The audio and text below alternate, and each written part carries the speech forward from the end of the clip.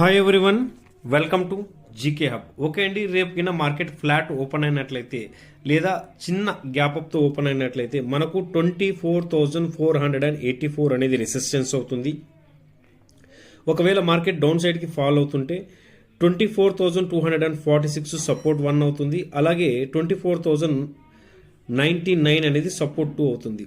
ఈ వాల్యూ ఎందుకు రెసిస్టెన్స్ గా వర్క్ అవుతుందనే విషయాన్ని మనం ఇక్కడ క్లియర్ గా తెలుసుకుందాం. ఇక్కడ పైన చూడండి, మీరు గమనించినట్లయితే డబల్ టాప్ ఫామ్ అయింది. ఇక్కడ పైన డబల్ టాప్ ఫామ్ అయింది. సో మార్కెట్ అక్కడి నుంచి కంటిన్యూ డౌన్ సైడ్ ఫాలో అవ్వడం జరిగింది. ఎందుకు ఈ వాల్యూని సపోర్ట్ తీసుకుంటున్నామంటే మీరు ఇక్కడ గమనించినట్లయితే ఇది బీఓఎస్.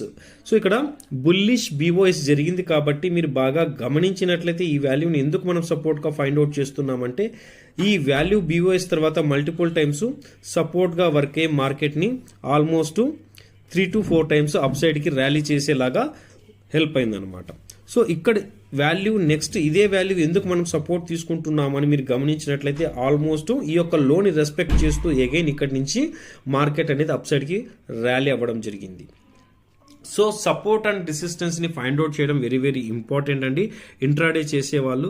అలాగే ప్యాటర్న్ బేస్ మీద అయినట్లయితే ఎలా ఉంటుందో ఇప్పుడు ఒకసారి మనం ఎక్స్ప్లెయిన్ చేసుకుందాం.